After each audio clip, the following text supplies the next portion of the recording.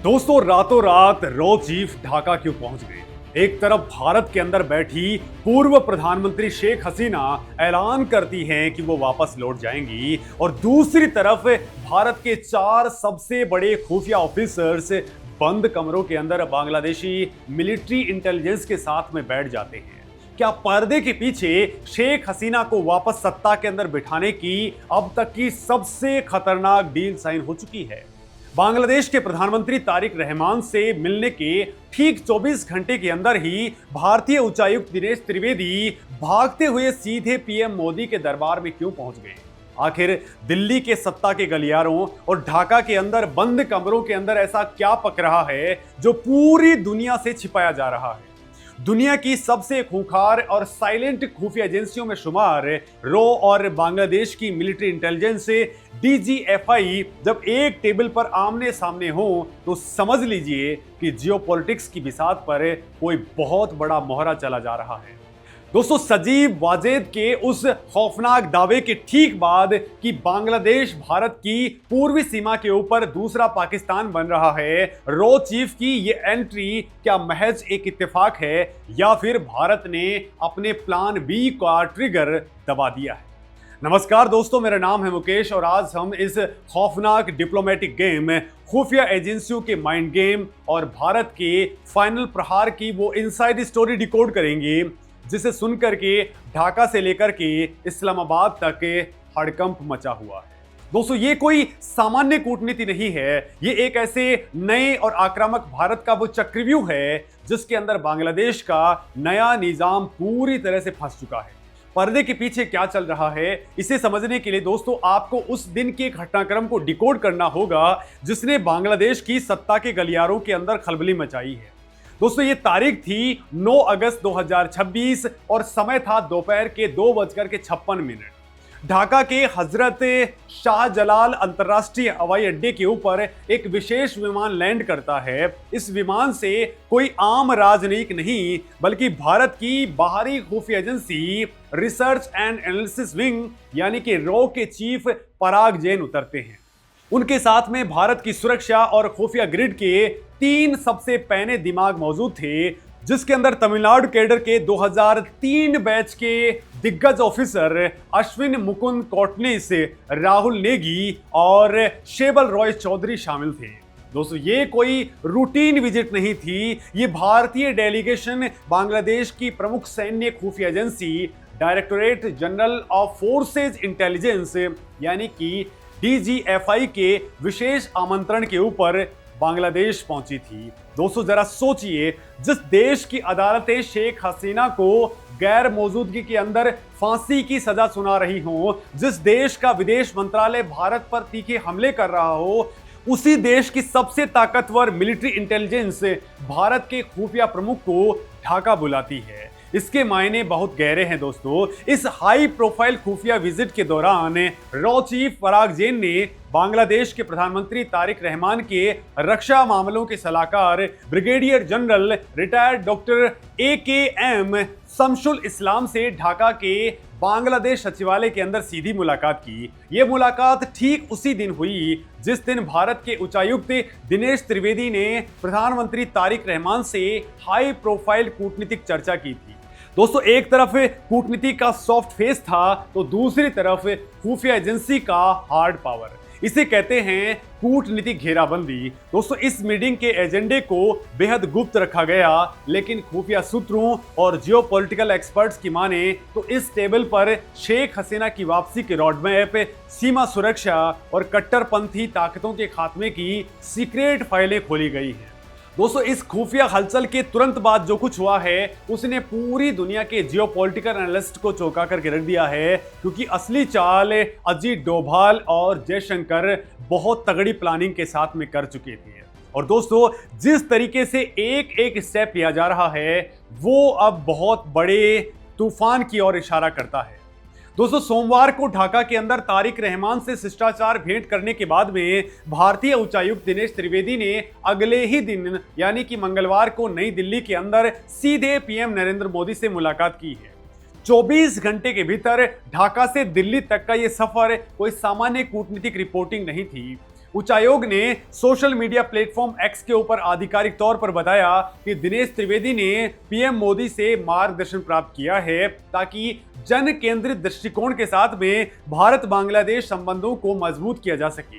लेकिन दोस्तों, कूटनीति की भाषा के अंदर जो लिखा जाता है, असली खेल उससे कहीं ज्यादा गहरा होता है। क्या दिनेश त्रिवेदी पीएम मोदी के लिए तारिक रहमान का कोई गुप्त संदेश लेकर के आए थे, या फिर भारत ने तारिक रहमान सरकार को वो अल्टीमेटम दे दिया है जिसके बाद में बांग्लादेश के तेवर अचानक से ढीले पड़ गए हैं? दोस्तों, इस अल्टीमेटम और खौफ के पीछे एक बहुत बड़ा ट्रिगर पॉइंट है और वो ट्रिगर है दिसंबर की डेडलाइन। दोस्तों, 5 अगस्त 2024 को भारी बवाल के बीच में बांग्लादेश छोड़ने के बाद से शेख हसीना भारत की सुरक्षित पनाह के अंदर है, लेकिन पिछले कुछ हफ्तों के अंदर उनके तेवर पूरी तरह से बदल चुके हैं। हाल ही के अंदर नई दिल्ली के अंदर पत्रकारों के साथ में एक वर्चुअल इंटरेक्शन के अंदर शेख हसीना ने पूरी दुनिया के सामने दहाड़ते हुए कहा कि वो दिसंबर से पहले हर हाल के अंदर बांग्लादेश लौट जाएंगी। दोस्तों, शेख हसीना का ये बयान ढाका की मौजूदा सरकार के लिए किसी टाइम बॉम्ब से कम नहीं है। भारत के अंदर सुरक्षित बैठी एक पूर्व प्रधानमंत्री जब इतनी कॉन्फिडेंस के साथ में अपनी वापसी की तारीख तय करती है, तो इसका सीधा मतलब है कि उसे भारत सरकार और सुरक्षा एजेंसीज का पूरा साइलेंट बैकअप हासिल है। शेख हसीना के इस बयान के तुरंत बाद बांग्लादेश के विदेश मंत्रालय ने भारी बौखलाहट दिखाई है। उन्होंने शेख हसीना के शासनकाल को माफिया तंत्र और उन्हें नरसंहार की दोषी तक कह दिया। लेकिन दोस्तों, भारत ने अपनी रणनीतिक चुप्पी से ये साफ कर दिया है कि वो हसीना के पीछे चट्टान की तरह खड़ा है। ढाका का ये खौफ बेवजह नहीं है। उन्हें पता है कि भारत की खुफिया एजेंसी रॉ और स्पेशल प्रोटेक्शन फोर्स यानी कि एसपीजी का बैकग्राउंड रखने वाले पराग जैन जैसे अधिकारी अगर ढाका के सचिवालय तक पहुंच चुके हैं तो भारत कोई बहुत बड़ा मास्टर प्लान खेलने वाला है। रिपोर्ट्स यहां तक दावा करती हैं कि रॉ और तारिक रहमान के सुरक्षा सलाहकार के बीच में इसी वापसी के ब्लूप्रिंट पर चर्चा हुई है। दोस्तों, भारत ने साफ कर दिया है कि बांग्लादेश के अंदर किसी भी तरह की अस्थिरता, कट्टरपंथ का उभार या सत्ता का ऐसा वैक्यूम बर्दाश्त नहीं किया जाएगा जो भारत की राष्ट्रीय सुरक्षा के लिए खतरा बने। दोस्तों, भारत का ये आक्रामक रुख तब और ज्यादा जरूरी हो गया जब शेख हसीना के बेटे सजीब वाजेद जॉय ने दुनिया के सामने ये खौफनाक हकीकत बयान की। उन्होंने सीधे तौर पर चेतावनी दी कि भारत के लिए सबसे बड़ी चिंता की बात यह होनी चाहिए कि बांग्लादेश उसकी पूर्वी सीमा पर एक और पाकिस्तान बन चुका है। हिज़्ब उत तहरीर जैसे खूंखार आतंकी संगठन खुलेआम मार्च निकाल रहे हैं और अल कायदा से जुड़े कट्टरपंथी सरेआम रैलियों के अंदर भाषण दे रहे हैं। ये भारत के लिए एक सीधी रेड लाइन है। भारत की खुफिया एजेंसी रॉ और राष्ट्रीय सुरक्षा सलाहकार अजीत डोभाल का डॉक्ट्रिन बिल्कुल स्पष्ट है। भारत अपनी सीमाओं पर एक नया कश्मीर या नया आतंकी लॉन्च पैड किसी भी कीमत पर पनपने नहीं दे सकता है। जब कट्टरपंथियों को लगा कि वो बांग्लादेश को एक इस्लामिक स्टेट के अंदर बदल करके भारत को घेर लेंगे, तब नई दिल्ली ने अपना साइलेंट और डेडली ऑपरेशन स्टार्ट कर दिया है। दोस्तों, डीजीएफआई को भी ये अच्छे तरीके से पता है कि अगर भारत ने अपने बॉर्डर्स को सील कर दिया, आवश्यक वस्तुओं की सप्लाई चेन रोक दी और कूटनीतिक रूप से बांग्लादेश को आइसोलेट कर दिया, तो उनकी इकोनॉमी ताश के पत्तों की तरह बिखर जाएगी। और यही वजह है कि अचानक से बांग्लादेशी मीडिया और वहां के सत्ता प्रतिष्ठानों के सुर पूरी तरह से बदल चुके हैं। कल तक भारत को आंखें दिखाने वाला बांग्लादेश आज कूटनीतिक समझौते की मेज पर खड़ा है। बांग्लादेश के प्रमुख अखबार डेली सन की हालिया रिपोर्ट इसका सबसे बड़ा सबूत है। उस रिपोर्ट के अंदर साफ लिखा है कि भारत और बांग्लादेश के रिश्तों के अंदर हालिया तनाव दोनों सरकारों के लिए चिंता का विषय है, लेकिन इसे संकट के अंदर बदलने की कोई जरूरत नहीं है। रिपोर्ट के अंदर यह भी कबूला गया कि भौगोलिक स्थिति, इतिहास, व्यापार, नदियां और सुरक्षा दोनों पड़ोसी देशों को ऐसे जोड़ते हैं जिन्हें नजरअंदाज नहीं किया जा सकता है। ये एक तरह से ढाका का सफेद झंडा है। उन्हें समझ में आ गया है कि भारत के बिना बांग्लादेश का सर्वाइवल इम्पॉसिबल है। बांग्लादेश तीन तरफ से भारत से घिरा है, और चौथी तरफ बंगाल की खाड़ी है जहां भारतीय नौसेना का एक छत्र राज है। उनका पूरा गारमेंट एक्सपोर्ट, उनकी बिजली सप्लाई चेन, उनका प्याज और गेहूं तक सब कुछ भारत की गुडविल पर डिपेंड करता है। जब भारत के उच्चायुक्त दिनेश त्रिवेदी ने संतुलित लेकिन कड़ा रुख अपनाते हुए ढाका के अंदर बातचीत की तो तारिक रहमान सरकार को यह हकीकत समझ में आ गई कि भारत के खिलाफ बयानबाजी करके चुनाव तो जीत सकते हो लेकिन देश नहीं चला सकते हैं। अब दोस्तों बात करते हैं उस सबसे बड़े चक्रव्यूह की जिसे पीएम मोदी ने 12 सितंबर के लिए रचा है। दोस्तों कूटनीति के अंदर टाइमिंग ही सब कुछ होता है। भारत ने बांग्लादेश के प्रधानमंत्री तारिक रहमान को 12 से 13 सितंबर को नई दिल्ली के अंदर होने वाले 18वें ब्रिक्स शिखर समिट के अंदर शामिल होने का इनविटेशन दिया है। ये इनविटेशन उन्हें बिम्स्टेक के मौजूदा अध्यक्ष के तौर पर दिया गया है। बिम्स्टेक यानी कि bay of Bengal initiative for multi sectoral technical and economic cooperation, जिसके अंदर दक्षिण एशिया और दक्षिण पूर्व एशिया के 7 देश शामिल हैं। दोस्तों विदेश मंत्रालय के प्रवक्ता रणधीर जायसवाल ने साफ किया है कि निमंत्रण बहुत पहले ही भेज दिया गया था, लेकिन क्या ये सिर्फ एक रूटीन इन्विटेशन है? तो ऐसा बिल्कुल नहीं है। जियोपॉलिटिक्स के अंदर इसे कहते हैं कीप योर एनिमीज क्लोज, यानी भारत ने दोस्तों तारिक रहमान को दिल्ली बुला करके एक ऐसा कूटनीतिक ट्रैप बिछाया है जिससे वो बच नहीं सकते हैं। दिल्ली आकर के तारिक रहमान को भारत की शर्तों पर बात करनी होगी। उन्हें पीएम मोदी के सामने बैठ करके ये गारंटी देनी होगी कि बांग्लादेश की धरती का इस्तेमाल भारत विरोधी गतिविधियों, आईएसआई के ऑपरेशंस या फिर अल कायदा के आतंकियों के लिए नहीं होगा। और अगर वो ऐसा नहीं करते हैं तो भारत के पास में आर्थिक और कूटनीतिक वेपनरी का पूरा जखीरा मौजूद है। लेकिन दोस्तों इस ब्रिक्स समिट के पीछे एक और भयंकर थ्योरी चल रही है जिसने ढाका की रातों की नींद उड़ा दी है। दोस्तों टॉप खुफिया सूत्रों और जियोपॉलिटिकल एनालिस्ट का मानना है कि सितंबर के अंदर जब तारिक रहमान नई दिल्ली के मेहमान होंगे और ब्रिक्स समिट के अंदर ग्लोबल लीडर्स के साथ में उलझे होंगे, ठीक उसी टाइमलाइन के आसपास शेख हसीना का बांग्लादेश वापसी का ऑपरेशन एग्जीक्यूट किया जा सकता है।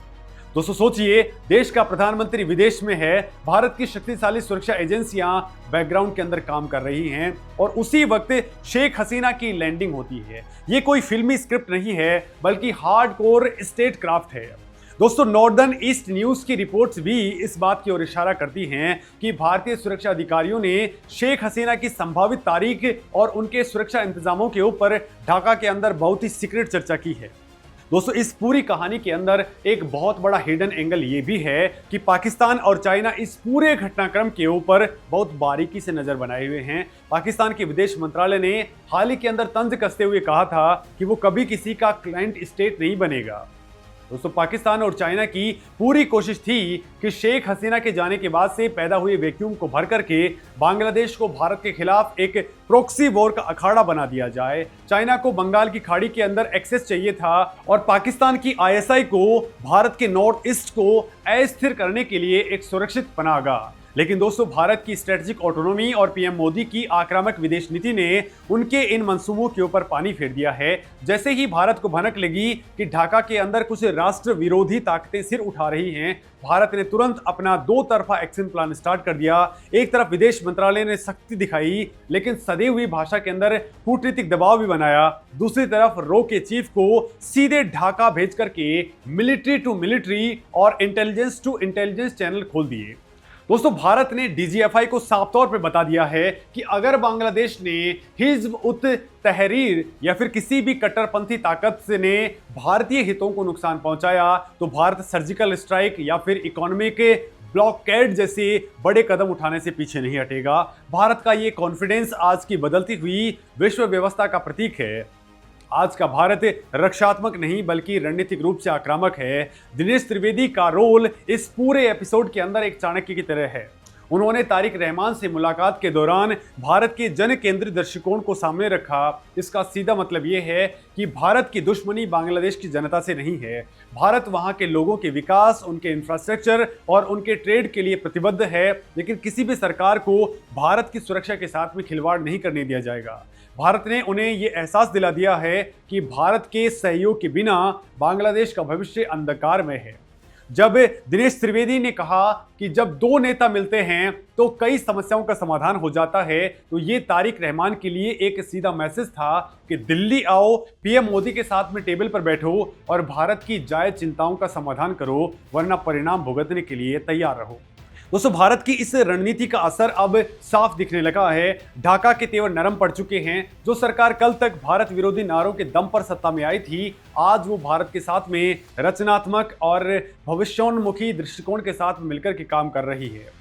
दोस्तों, तारिक रहमान का ब्रिक्स समिट के अंदर आने का न्योता स्वीकार करना इस बात का सबूत है कि भारत ने कूटनीतिक युद्ध जीत लिया है। और दोस्तों, इस पूरे जियोपॉलिटिकल गेम के अंदर एक बात बिल्कुल साफ है, भारत अब अपने पड़ोस के अंदर होने वाले किसी भी बदलाव का मूक दर्शक नहीं है। अगर कोई ये सोचता है कि भारत की सीमाओं के पास में अस्थिरता फैला करके वो दिल्ली को ब्लैकमेल कर लेंगे, तो उससे भारतीय सेना और भारत सरकार की रणनीतिक इच्छाशक्ति का सामना करना पड़ेगा। शेख हसीना की वापसी की टाइमलाइन, 12 सितंबर का ब्रिक्स समिट, और डीजीएफआई की सीक्रेट मीटिंग्स, ये सब एक ही बड़ी पिक्चर के अलग अलग हिस्से हैं। भारत ने अपने नेशनल इंटरेस्ट की रक्षा के लिए जो चक्रव्यूह रचा है, उसके अंदर चाइना और पाकिस्तान के पाले हुए मोहरे बुरी तरह से फंस चुके हैं। अब दोस्तों, आने वाले चंद हफ्ते और महीने दक्षिण एशिया के इतिहास के अंदर मील का पत्थर साबित होने वाले हैं।